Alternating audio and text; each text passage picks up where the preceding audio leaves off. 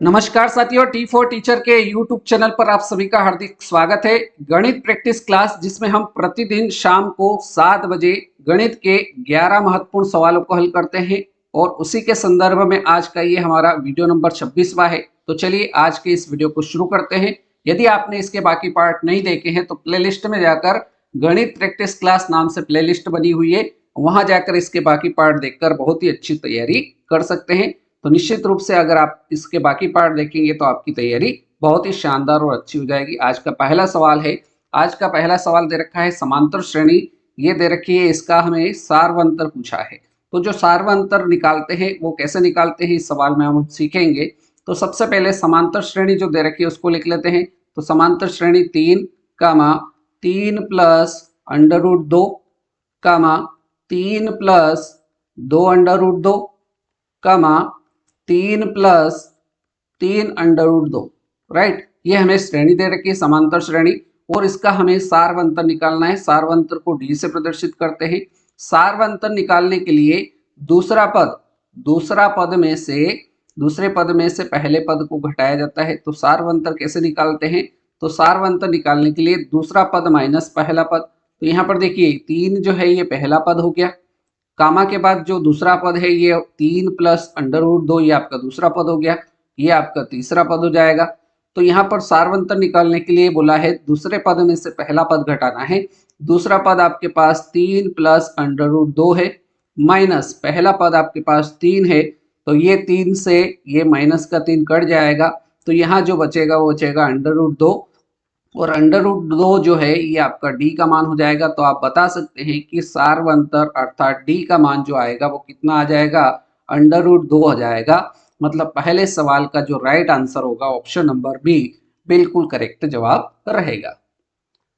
प्रश्न संख्या 2, सवाल नंबर 2 दे रखा है, दो क्रमिक सम संख्याओं का HCF क्या होगा? यदि अपन बात करते हैं क्रमिक सम संख्या है तो सबसे छोटी सम संख्या 2, उसके बाद अगली सम संख्या 4, उसके बाद 6, उसके बाद 8, ऐसे बढ़ती जाएगी 10, 12, 14, 16, ऐसे आगे चलती जाएगी सम संख्या। तो ये कह रहा है कि दो क्रमिक सम संख्या है, चाहे आप ये और ये ले लीजिए, ये और ये ले सकते हैं, 6 और 8 ले सकते हैं, 8 और 10 ले सकते हैं, 10 12 ले सकते हैं, 12 14 ले सकते हैं। कोई भी दो क्रमिक सम संख्याएं अगर लेते हैं और उनका HCF अगर निकालना हो तो उनका HCF कितना आएगा? ये हमेशा 2 आएगा। ये आपको याद रखना है कि दो क्रमिक सम संख्याओं का HCF जो होता है वो कितना होता है? 2 होता है। तो अर्थात 2 आपका इस सवाल का बिल्कुल सही जवाब रहेगा। सवाल नंबर 3, सवाल नंबर 3 में दे रखा है 1.23 और 2 3 के ऊपर बार है। 1.23 और 2 3 के ऊपर बार माइनस 0.86 और 8 6 के ऊपर बार है, प्लस 0.29 और 2 9 के ऊपर बार है, राइट। तो देखिए इसको कैसे हल करेंगे, तो ऊपर वाली संख्या को ऐसे कैसे लिख लेंगे, 123 संख्या है, राइट। अब बटे में जितनी संख्याओं के ऊपर बार है उतनी बार 9 लिख देंगे, तो 2 संख्याओं के ऊपर बार है तो 2 बार 9 लिख देंगे, माइनस यहाँ संख्या 086 मतलब 86 संख्या है, राइट। अब यहाँ पर बटे में कितनी संख्याओं के ऊपर बार है? 1 और 2, 2 संख्याओं के ऊपर बार है, इसलिए बटे में 99 आ जाएगा, प्लस संख्या आपके पास 29 है तो ये 29 और बटे में 2 संख्याओं के ऊपर बार है तो यहाँ पर बटे में 99 आ जाएगा। तो सबके बटे में 99 है तो 99 आपका क्या हो जाएगा? एलसीएम हो जाएगा। सबका एलसीएम कितना हो जाएगा? 99 हो जाएगा। तो ऊपर वाली संख्या ऐसी कैसी हो जाएगी? 123 माइनस 86 प्लस 29, राइट। तो इसको सरल कर लेंगे तो सबसे पहले 123 में क्या करेंगे? 123 में हम 29 जोड़ेंगे, तो 123 में 29 जोड़ेंगे तो कितना हो जाएगा? 152 हो जाएगा। इसमें से हमको 86 घटाना है और बटे में कितना आ जाएगा? 99 आ जाएगा, राइट। तो यहाँ से 152 में से 86 घटाएंगे, 152 में से 86 घटाएंगे तो कितना आ जाएगा? 65 आ जाएगा, राइट। और बटे में कितना आ जाएगा? 99 आ जाएगा। तो ये ऑप्शन में नहीं दिख रहा है तो इसको सरल करेंगे। तो देखिए यहाँ पर 2 बार 9 है तो अपन जो ऊपर संख्या लिखी है 6 5, इसके ऊपर बार लगा देंगे और दशमलव लगाकर आगे 0 लिख देंगे। ये हमारे इस सवाल का बिल्कुल सही उत्तर हो जाएगा। तो इस सवाल नंबर 3 का जो राइट आंसर होगा वो हो जाएगा 0.65 और 65 के ऊपर बार, अर्थात सी ऑप्शन इस सवाल का राइट आंसर रहेगा। राइट, चलिए आगे बढ़ते हैं। सवाल नंबर 4। सवाल नंबर 4 है, राम ने 2 कार समान कीमत पर बेची। राम ने 2 कार समान कीमत पर बेची। एक में उसे 10% का लाभ हुआ। पहली कार में उसको 10% का लाभ हो रहा है, दूसरे में उसे 10% की हानि हो रही है। तो राम को कुल कितना लाभ अथवा हानि हुई? तो जब भी इस प्रकार का आपको दिखे कि पहले लाभ हो रहा है उतने का समान परसेंट में और उतने ही परसेंट की हानि हो रही है, तो इस प्रकार के सवाल में हमेशा आपको हानि होगी। क्या होगी? हानि होगी। हानि परसेंट निकालने के लिए इसको कैसे हल करते हैं? तो जितने परसेंट की रेट है, रेट का क्या कर लीजिए, स्क्वायर कर लीजिए और बटे में कितना हो जाएगा, 100 हो जाएगा। इसको सरल कर लीजिए, आपका आंसर आ जाएगा। तो आर का स्क्वायर, कितने परसेंट का लाभ और हानि हो रही है, 10% के लाभ हानि हो रही है, तो 10 का स्क्वायर और बटे में कितना हो जाएगा, 100 हो जाएगा। 10 का स्क्वायर 100 होता है, 10 का स्क्वायर कितना होता है, 100 होता है, बटे में कितना आ जाएगा, 100। 100 से 100 कट जाएगा एक बार में, तो आप बता सकते हैं कि उसमें जो हानि होगी वो 1% की क्या हो जाएगी, हानि हो जाएगी। इस सवाल का राइट आंसर जो हो जाएगा 1% हानि, अर्थात ए ऑप्शन आपका सवाल नंबर 4 का राइट आंसर रहेगा। क्लियर? सवाल नंबर 5। एक धनराशि साधारण ब्याज में 2 वर्षों में इतनी हो जाती है, 5 वर्षों में 2600 रुपए बनती है, तो वह धनराशि कितनी है? तो सबसे पहले वो कह रहा है कि 5 वर्षों में, 5 वर्षों का मिश्र धन दे रखा है, 5 वर्षों का मिश्र धन, 5 वर्षों का मिश्र धन कितना दे रखा है, 2600 रुपए दे रखा है। क्लियर? और आगे दे रखा है उसने 2 वर्षों में, 2 वर्षों का मिश्र धन, 2 वर्षों का मिश्र धन, क्योंकि इसमें हमको मूलधन पता नहीं है, मिश्र धन दे रखा है, तो 2 वर्षों का मिश्र धन कितना दे रखा है, 2240 रुपए दे रखा है। यहाँ तक कोई समस्या नहीं है। तो आप क्या करेंगे, 5 वर्षों का जो मिश्र धन है 2600, इसमें से 2 वर्षों के मिश्र धन अर्थात 2240 रुपए को घटा देंगे, तो आपके पास 3 वर्षों का क्या आ जाएगा, साधारण ब्याज आ जाएगा। 3 वर्षों का क्या आ जाएगा, साधारण ब्याज आ जाएगा। 3 वर्षों का साधारण ब्याज आ जाएगा कितना, तो 2600 में से 2240 घटाएंगे तो कितना आ जाएगा, 360 आ जाएगा। ये 360 क्या आया, 3 वर्षों का साधारण ब्याज आया है।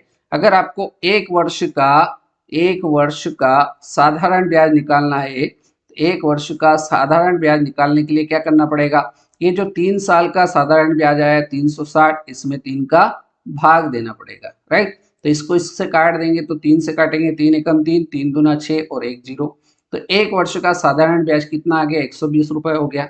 अब आपके पास दे रखा है 2 वर्षों का मिश्र धन 2240 है, तो अगर आप इसमें 2 वर्षों का साधारण ब्याज, 2 वर्ष का साधारण ब्याज कैसे निकाल सकते हैं आप, तो 2 वर्ष का साधारण ब्याज निकालने के लिए एक वर्ष का साधारण ब्याज 120 रुपए है, तो 2 वर्षों का कितना हो जाएगा, तो 2 वर्षों का हो जाएगा 240 रुपए। 2 वर्षों का साधारण ब्याज कितना हो जाएगा, 240 हो जाएगा। तो आपको मूलधन निकालना है, क्या निकालना है, मूलधन निकालने के लिए क्या करना पड़ेगा, 2 वर्षों का जो मिश्र धन है 2240 रुपए, इसमें से 2 वर्षों का साधारण ब्याज 240 रुपए घटाना पड़ेगा। तो 2240 में से 240 घटाएंगे तो कितना आ जाएगा, 2000 रुपए आ जाएगा। अर्थात वह धनराशि कितने रुपए की थी, 2000 रुपए की धनराशि थी। अर्थात इस सवाल नंबर 5 का correct answer option number B 2000 रुपए बिल्कुल सही जवाब रहेगा। राइट, चलिए आगे बढ़ते हैं। सवाल नंबर 6। सवाल नंबर 6 कह रहा है, दो राशियों में 2:3 का अनुपात है। दो राशियां है और उनका अनुपात दे रखा है, रेशियो दे रखा है 2:3 है। ये कह रहा है कि प्रत्येक राशि में से 5 घटाया जाता है, तो अनुपात कितना हो जाता है, 3:5 हो जाता है। तो हमसे कह रहा है कि छोटी संख्या ज्ञात कीजिए। तो बहुत ही सिंपल है, दो राशियों का जो अनुपात दे रखा है 2 और 3, इसको अपन 2x और 3x मान लेते हैं। आगे इसने कहा है कि प्रत्येक राशि में से 5 घटाया जाए, तो 2x में से भी 5 घटा लेते हैं, और अनुपात का मतलब क्या होता है, बटे में होता है। तो ये हो जाएगा 3x में से भी 5 घटाना है, तो 5 घटाने पर ये अनुपात बोल रहा है 3:5 हो जाता है। यहाँ तक कोई समस्या नहीं होगी। वज्र गुणन कर लीजिए, तो इस 5 का इस कोष्टक इस 2x - 5 से गुणा होगा, तो 5 का पहले 10 इससे 2x से गुणा होगा तो 5 दूना 10x माइनस 5 का गुणा 5 से होगा तो 5 5 25 बराबर 3 का 3x से गुणा होगा तो 3 तिया 9x माइनस 5 का 3 से तो 5 तिया 15, राइट। अब x वालों को एक तरफ 9x पहले से इधर सॉरी 10x पहले से इधर है, इधर से 9x इधर आएगा तो माइनस का 9x हो जाएगा बराबर माइनस का 15 यहीं रहने देते हैं, ये माइनस का 25 उठ के इधर आएगा तो प्लस का 25 हो जाएगा। अब यहाँ पर देखिए 10x प्लस का है 9x माइनस का है, तो 10x में से 9x घटेगा तो 1x बचेगा बराबर 25 प्लस का है उसमें से 15 माइनस का घटेगा तो कितना आ जाएगा 10 आ जाएगा, अर्थात x का मान कितना आ गया 10 आ गया। अब आपके पास जो अनुपात था 2x और 3x अनुपात था, तो 2x में अगर आप x का मान रखेंगे तो 2 गुणित 10, तो पहली संख्या आपका कितनी हो जाएगी 2 में 10 का गुणा करेंगे तो 20 आ जाएगी। दूसरा अनुपात था 3x, इसमें यदि x का मान रखेंगे तो कितना आ जाएगा 3 गुणित 10, 3 में 10 का गुणा करेंगे तो कितना आ जाएगा 30 आ जाएगा। हमसे सवाल में छोटी संख्या पूछी थी, तो यहाँ पर 20 और 30 में छोटी संख्या कौन सी है, तो यहाँ पर छोटी संख्या 20 हो जाएगी। मतलब इस सवाल का करेक्ट आंसर जो हो जाएगा वो option number D 20 correct answer इस सवाल का रहेगा। चलिए सवाल नंबर 7 है, सवाल नंबर 7 को देखिएगा, करने की कोशिश करिएगा। सवाल नंबर 7 कह रहा है एक परीक्षा में अमन ने 70% अंक प्राप्त किए। एक परीक्षा हुई जिसमें अमन ने टोटल परीक्षा में 70% का अंक प्राप्त किया। उसे 4 विषयों में से 3 विषयों में क्रमशः पहले विषय में उसको 81% अंक मिले, 66% मिले दूसरे विषय में, और तीसरे विषय में 61% अंक मिले। तो हमसे चौथे विषय में उसे कितने अंक मिले ये बताना है। क्लियर? तो देखिए 4 विषय हैं और एक विषय 100 नंबर का, राइट। तो टोटल अंक कितने हो गए 400 हो गए, यहाँ तक कोई समस्या नहीं। अब वो कह रहा है कि इस परीक्षा में उसने क्या किया 70% अंक हासिल किए, तो 400 का क्या कर देंगे हम 70% निकाल देंगे। तो 400 का 70% निकालेंगे तो 400 में गुणित 70 और बटे में 100 आ जाएगा। ये 2 जीरो से ये 2 जीरो कट जाएगी तो कितना बचा 7 चौक 28, 7 चौक 28 और 1 जीरो, मतलब उसने टोटल अंक कितने हासिल किए 280 अंक हासिल किए, राइट। यहाँ तक कोई दिक्कत नहीं होगी। अब वो कह रहा है कि 4 विषयों में से 3 विषयों के अंक उनको दे रखे हैं 81%, मतलब 100 में से उसको 81 अंक एक विषय में मिले, दूसरे विषय में 100 में से 66 अंक मिले, तीसरे विषय में उसको 100 में से 61 अंक मिले। तो तीनों विषयों का टोटल कर लेंगे तो कितना आ जाएगा 6, 7 और 1 8, ये 8। उसके बाद 6 और 6 12, 6 18, 18 और 2 कितना हो जाएगा 20 हो जाएगा। तो टोटल अंक 3 विषयों के कितने हो गए 208। अब उसको चारों विषयों के टोटल अंक कितने थे 280 अंक मिले थे, राइट। उसमें से 3 अंकों का योग कितना आ रहा है 208 आ रहा है, तो इसको इसमें से घटा लेंगे तो जो चौथा विषय था उसमें अंक कितने मिले वो निकल के आ जाएगा। तो 10 में से 8 गया तो बचा 2, यहाँ 7 हो गया, 7 में से 0 गया 7 और ये कैंसिल हो गया, मतलब उसको 72% चौथे विषय में अंक मिले। 72% इस सवाल का बिल्कुल correct answer option number D हमारा राइट आंसर रहेगा। सवाल नंबर 8, सवाल नंबर 8 दे रखा है 3/5 तथा 7/3 के व्युत्क्रमों का योग क्या होगा। 3/5 तथा 7/3 के व्युत्क्रमों का योग बताना है। तो सबसे पहले अपने को 3/5 का व्युत्क्रम, 3/5 का व्युत्क्रम क्या होता है, तो व्युत्क्रम का मतलब होता है उल्टा। 3/5 है तो ये कितना हो जाएगा 5/3 हो जाएगा, कोई दिक्कत नहीं होगी।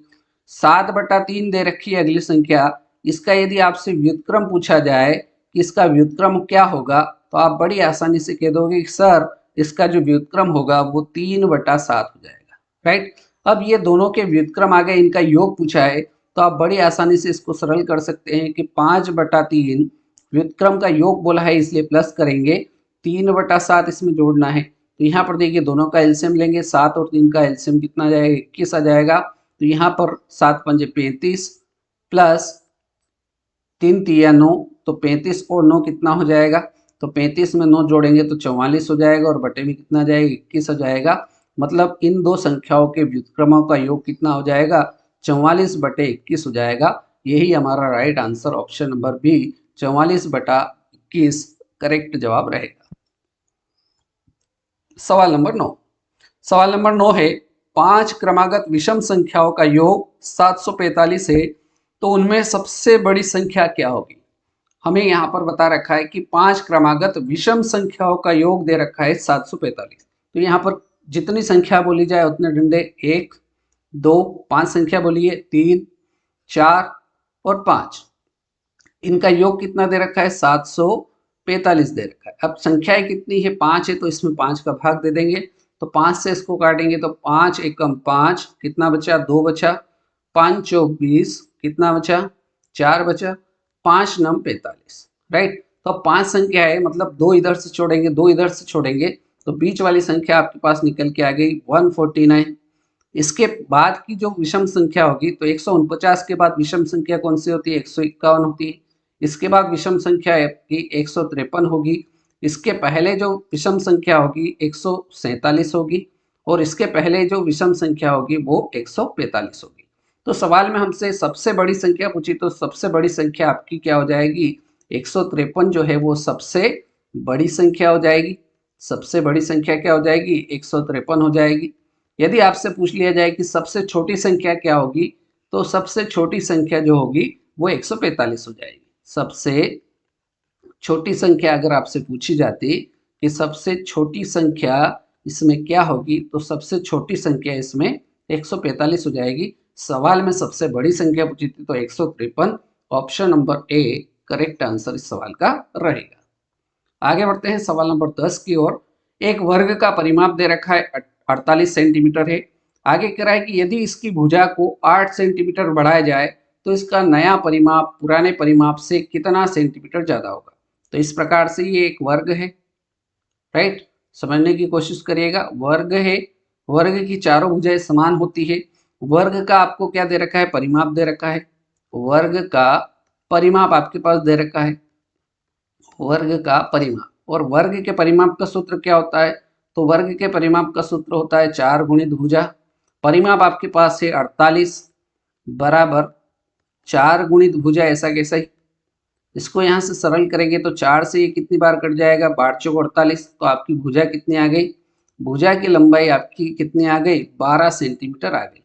भुजा कितने की हो गई, 12 सेंटीमीटर की हो गई। अर्थात ये वाली भुजा 12 की है, ये भी 12 की है, ये भी 12 की है, और ये भी 12 की है, क्योंकि वर्ग की सारी भुजाएं जो होती है वो समान होती है। आगे कह रहा है कि यदि इसकी भुजा को 8 सेंटीमीटर बढ़ाया जाए, पहले भुजा 12 सेंटीमीटर है, यदि इसमें 8 सेंटीमीटर की वृद्धि करते हैं तो 12 में 8 जोड़ देंगे तो कितनी हो जाएगी, भुजा आपकी 20 हो जाएगी। कोई दिक्कत नहीं है। अब भुजा आपकी 20 सेंटीमीटर की हो गई, तो नया परिमाप क्या हो जाएगा। तो देखिए, नया परिमाप निकालने के लिए आपको क्या करना पड़ेगा, नया परिमाप निकालने के लिए जो नई भुजा आपकी बनी है 20 सेंटीमीटर की, इसको क्या करेंगे, 4 से गुणा कर देंगे, क्योंकि भुजा का जो सूत्र, परिमाप का जो सूत्र होता है वो 4 गुणित भुजा होता है। तो 4 का गुणा 20 से होगा तो कितना हो जाएगा, 20 चौक 80, राइट। नया परिमाप आपके पास 80 सेंटीमीटर आया है। अंतर कितने का रहेगा वो अपने को पूछा है, तो अंतर निकालने के लिए नया परिमाप 80 सेंटीमीटर है और पुराना वर्ग का परिमाप 48 सेंटीमीटर, इसमें से घटा देंगे तो 80 में से 48 घटाएंगे तो कितना बचेगा, 8, 10 में से 8 गया तो 2 बचा, यहाँ 7 में से 3, 7 में से 4 गया तो 3 बचा।